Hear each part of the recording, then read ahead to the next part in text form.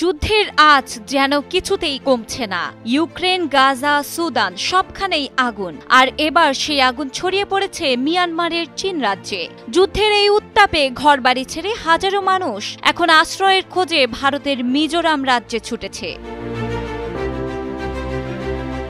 গত ২রা জুলাই থেকে শুরু হওয়া সংঘর্ষে মুখোমুখি হয়েছে দুটি সশস্ত্র বিদ্রোহী গোষ্ঠী, চীন ন্যাশনাল ডিফেন্স ফোর্স ও চীনল্যান্ড ডিফেন্স ফোর্স হুয়ালংরাম। লড়াই চলছে কৌশলগত গুরুত্বপূর্ণ কিছু অঞ্চল দখল নিয়ে। এই যুদ্ধ এতটাই তীব্র যে চীন রাজ্যের হাজার হাজার সাধারণ মানুষ বাধ্য হয়ে সীমান্ত পেরিয়ে ঢুকে পড়েছেন ভারতের মিজোরামের রাজ্যে। নাম প্রকাশে অনিচ্ছুক এক ভারতীয় নিরাপত্তা কর্মকর্তা জানান, শুধু কয়েকদিনের ব্যবধানে ৪,০০০-এর বেশি মানুষ মিজোরামে ঢুকেছেন। মিজোরামের স্বরাষ্ট্রমন্ত্রী কেপি সাবডাঙ্গা জানান, এখন পর্যন্ত রেজিস্ট্রেশন করা শরণার্থীর সংখ্যা ৩,৯৮০ জন এবং সংখ্যাটি প্রতিদিনই বাড়ছে।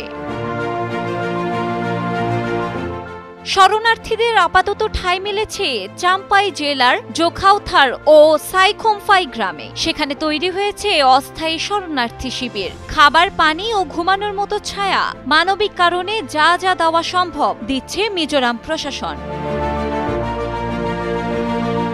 স্বরাষ্ট্রমন্ত্রী সাবডাঙ্গা বলেন, চীন রাজ্যের এই সংঘর্ষ আমাদের নিয়ন্ত্রণে না, তবে আমরা মানবতার খাতিরে এই মানুষগুলোর পাশে দাঁড়িয়েছি। বিশ্লেষকরা বলছেন, মিজোরাম ও মিয়ানমারের চীন রাজ্যের মধ্যে ভাষা, সংস্কৃতি ও জাতিগত মিল থাকার কারণে এই মানবিক সহায়তা আরও ত্বরান্বিত হয়েছে। উল্লেখ্য, ২০২১ সালে মিয়ানমারের সামরিক অভ্যুত্থানের পর থেকেই বহু মানুষ আশ্রয় নিচ্ছেন মিজোরামে।